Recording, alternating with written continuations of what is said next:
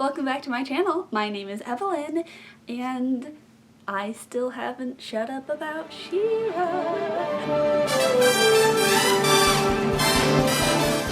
So back in June, I posted the She-Ra and the Princesses of Power book tag, which was an original tag co-created by Danny from Metamorpho Reader. And when I was coming up with my books for the questions, I kept finding myself thinking, oh, I want to talk about X book or Y book because it really reminds me of She-Ra in this or that manner. But I couldn't fit them into like the questions per se. And I realized that I probably just needed to do a separate video where I just recommended books that reminded me of She-Ra. So that is this video. This is 6 books that you should read if you liked She-Ra and the Princesses of Power and you are currently starved for content because it's over and you're just waiting until all of the trending hashtags on Twitter produce a movie magically for us. I'm going to kind of explain what aspect of She-Ra each one of them reminds me of because they don't all encompass everything about She-Ra, obviously.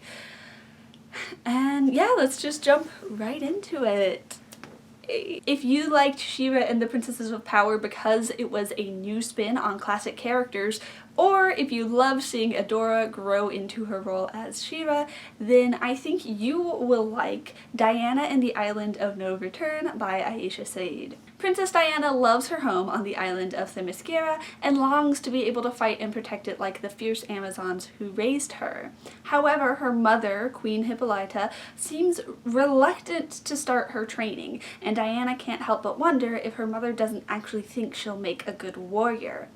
But when an attack on an annual festival leaves all of the adults on Themyscira asleep, it is up to Diana and her best friend Sakina to help save a neighboring island from an invading demon. If they fail, they will never be able to return home again. You know how there are some stories that you just wish you could show your younger self because you know that they would mean the world to them? Both Diana and the Island of No Return and She-Ra and the Princesses of Power are like that for me. I have always been really into cartoons, and back in like preschool, kindergarten, my favorite was the old Justice League cartoon that was on Cartoon Network. Wonder Woman was my favorite character because she was just so strong and confident, and she could handle herself surrounded by all these men, and I was a really shy kid and I just wanted to grow up and be strong just like Diana.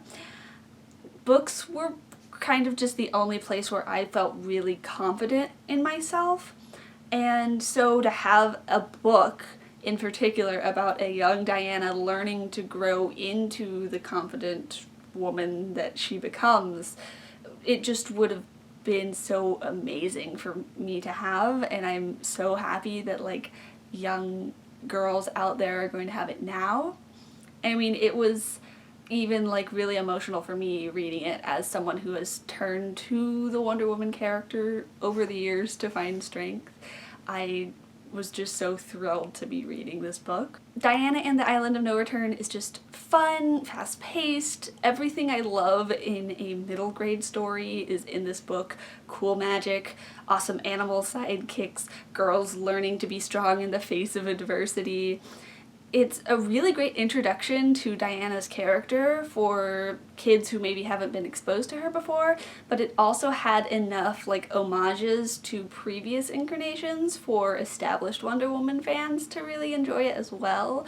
For example, at one point she flies in a glass chariot, which is sort of an homage to the invisible plane. One thing that I really love that I haven't really seen in a Wonder Woman story before is the friendship element. Like I said, she has to team up with her best friend Sakina, and then they make a new friend named Augustus, and it's up to the 3 of them to sort of defeat this demon, and the teamwork in that was really great. Also, I just really want to go to Themyscira during a festival, a gathering of great female minds, and eat lemon cake. Like that's my life goal now after reading this book. If you liked watching Adora struggle with her destiny and fight against a universe-destroying evil to save the people that she loves, or you want to read a book that has the same idiots in a spaceship vibe as mid-season 5, then I think you should pick up Ashley Poston's Heart of Iron duology. 20 years ago, when a deadly plague was sweeping through the Iron Kingdom, salvation came in the form of androids known as metals, created by the king's advisor, Lord Rasavant, to care for the sick without risk of infection. 7 years ago, however, a group of once benevolent metals turned against the kingdom, setting fire to the North Tower of the palace and killing the royal family in their sleep. Since then, metals have been something to be feared and controlled. But 17-year-old Anna is not afraid of most things. She is the adopted daughter of the fearsome space pirate Captain Siege, and she's been raised to be a fighter. In fact, her very best friend in the whole world, D09, or D for short, is one of the last rogue metals in the Iron Kingdom. But Dee's memory core has been damaged, which is resulting in some pretty nasty glitches, and Anna believes that the key to saving him lies in Lord Rasavant's lost ship, the Serena. And she would do nearly anything to find that ship, including kidnap a member of the Ironblood nobility. Rob Valerio is that Ironblood. He has never believed that his father burned in the North Tower with the rest of the royal family. In fact, he believes that he escaped on the lost ship, and he has finally managed to find the coordinates. When Anna, Dee, and their annoyingly handsome Solani friend Jax kidnap him, Rob has to work with outlaws in order to find the information he is so desperately seeking. But the Serena holds more secrets than any of them anticipated, and as the past comes back to haunt them, it appears that Anna and Dee might be the key to finding out what really happened in the North Tower 7 years ago. This series, oh my gosh. So I just finished reading Soul of Stars, which is the second book in the duology.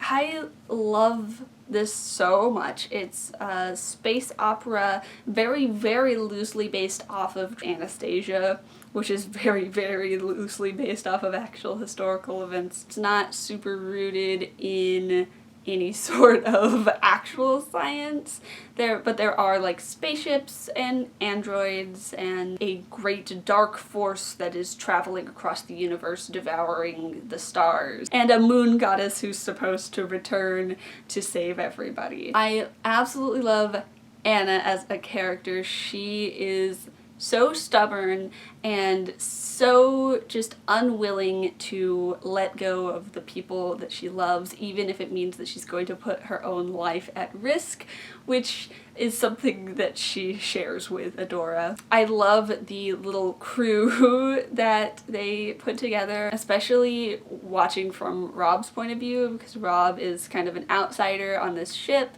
and he's never really had like friends. He grew up in the upper class where there's a lot of backstabbing happening, and so watching him kind of bond with the other characters and realize that like their friendship is worth something, that was good, that was nice. If your favorite part of Shiwa was learning about Mara and the first one's history on Etheria, then I think you should pick up The Never Tilting World by Rin Shipeko.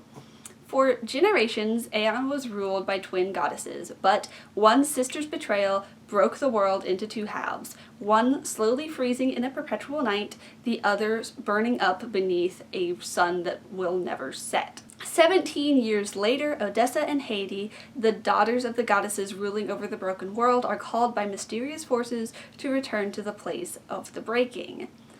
I really enjoyed all of the lore that was involved in this book. As the young goddesses journey toward the center of their broken world, they begin to uncover secrets that were buried in the past. There's also a pretty cool magic system that's sort of based off of elemental magic, but it's different than any other like elemental magic system I've really encountered before. I also really appreciated the character dynamics in this book. You have the two young goddesses, Odessa and Haiti, and their point of view characters, and then each of their love interests is also point of view characters. Odessa and her love interest Lan are in this sort of like sapphic princess bodyguard sort of situation. Odessa has spent most of her life in the palace because she's suffering from this sort of like magical chronic illness. And meanwhile, Lan is struggling with her own PTSD.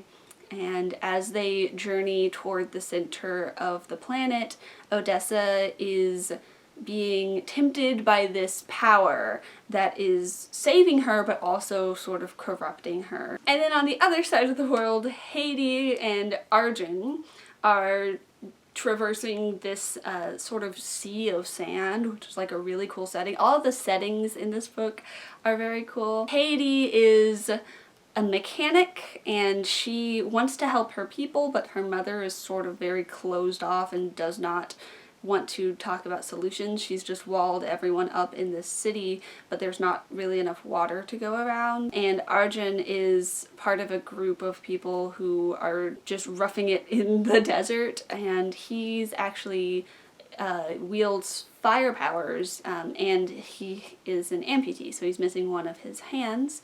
The two of them 100% do not get along at the very beginning, and over their journey have to learn to work together, and it's kind of like Rapunzel and Flynn Rider vibes, just a little bit. But the thing that really made me think of She-Ra when I was reading this is the broken planet, mysterious magic, sort of like everyone knows that these goddesses exist, in the same way that everyone knows about She-Ra and the first ones, but they just don't know the truth behind the magic and where it came from and why the world was broken in the first place. And they have to uncover the past before they can move forward into the future, which is sort of a big theme in She-Ra as well. If you're just here for Catradora, then I suggest you pick up The Dark Tide by Alicia Jansinka. On Cadella, an island cursed by the sea, the only way to keep the rising tide from consuming everything is for a sacrifice to be made. Once a year, on St. Walpurga's Eve, the Witch Queen steals away a boy to give to the hungry waves. 2 years ago, unwilling to trade away the life of the boy she loved, the Witch Queen sacrificed her own life instead. But now the water is rising faster than ever. Eva, the new Witch Queen, is still aching from the loss of her sister, and she is intent on righting past wrongs, which is why she snatches up Thomas Lynn, the boy who should have died 2 years earlier. She wasn't expecting stubborn young dancer Lena to attempt to break into the palace and rescue him. Lena has loved Thomas Lynn for years, and she sort of blames herself when he's taken away a second time, which is why she offers herself up to be sacrificed in his place. Now she's trapped in a palace full of witches and their strange magic, but she is determined to escape her fate by finding a way to calm the tide without a sacrifice. As the full moon draws closer and the tide continues to rise, Eva and Lena find themselves beginning to fall for each other. I adore these two. It's very much Catradora, in the fact that it's one character who's been hurt so much that she's closed herself off to the world and is very prickly, but actually has a very big heart, and the other character is stubbornly going to sacrifice herself for the people that she loves, and the two of them finding each other and at first not really getting along, but then growing into this sort of mutual understanding and affection for each other. It was mwah, so good, so wonderful, and I adore them, but specifically I would die for Eva. If you loved watching the Princess Alliance work together to take down the Horde, or you just really appreciated the male-female friendship dynamic between Beau and Adora, then I'd recommend picking up Collateral Damage by Taylor Simons. Lunar City used to be home to an astonishing amount of crime. Now it's home to 4 beloved superheroes. Well, beloved to most people. Meg Sawyer is too busy trying not to get crushed by rubble during the ridiculously frequent super fights to admire the city's spandex-clad saviors. In fact, she cannot wait until the day when she and her friend Oliver can get the heck out of Lunar City. But Meg becomes more than just an innocent bystander when she accidentally stumbles upon the dead body of one of the 4 supers and uncovers a plot to potentially murder another one of them. Now it's up to Meg to warn the other supers about the danger. She just has to find them first. This is a superhero story told from the point of view of the disgruntled civilian, and yet it still managed to capture all of the hope that made me fall in love with superhero stories like Justice League and Into the Spider-Verse. Meg and her friends are exactly the sort of ragtag team of woefully underprepared teens ready to take on a power-hungry foe that I love rooting for in YA. And there's no romance. Meg and Oliver are set up in a way where if this were any other book you would 100% expect the two of them to get together, but they don't. They're just friends. If you're looking for a story that blends together sci-fi and fantasy and has a cast full of unapologetically queer characters, then I think you should pick up Once and Future by Corey McCarthy and Amy Rose Capetta. King Arthur's latest reincarnation, a queer girl named Ari, teams up with a painfully awkward teenage Merlin in order to defeat the oppressive capitalistic government that has taken over the galaxy. This series was co-written by two non-binary authors, and so it is just so full of unapologetically queer characters. The story is set in a future where humans no longer inhabit Earth, and so you end up traveling across different planets and space stations, etc. But at the same time, there's Arthurian-style magic involved, so it's this big mishmash of sci-fi and fantasy tropes. And that blend sort of reminds me of the way that Etheria balances First One's tech and the princess's natural connection to the planet. Okay, I fully stopped filming the video and it was totally done before I realized Ari is a reincarnation of King Arthur who only finds out about this when she crash lands a ship and finds a sword in the middle of the forest that then tells her her destiny. That was the parallel. Anyway, it's taking that like experience of being queer and then surrounding yourself with queer people but putting it in a sci-fi fantasy sort of world, which is really cool because we don't often get to see ourselves represented in fantasy and sci-fi, and if we do, oftentimes it's either just random side characters, or even if it's the main character, like they don't necessarily have any queer friends, but Ari is surrounded by a lot of queer people who are like her knights, and so it's just really great. So there you have it. If you are just as obsessed with She-Ra and the Princesses of Power as me, then I think you will enjoy, if not all of these books, at least one of these books. Comment down below, what are some other shows or movies or books or what have you that remind you of She-Ra? I think I might do a companion video to this video where I talk about books that remind me of Avatar: The Last Airbender, because I do have some of those stockpiled as well. So if you're interested in that, comment down below and let me know and I'll put it further up on my list of videos to make. But yeah, that is all that I have for y'all this week. If you like this video and you want to see more bookish content from me, then remember to click that subscribe button, and also go visit me on my blog, Here There Be Magic Rights, where I post even more bookish content every Fantastic Friday. With that being said, my name is Evelyn. I make new videos every Magical Monday, and I'll see you real soon. Bye-bye.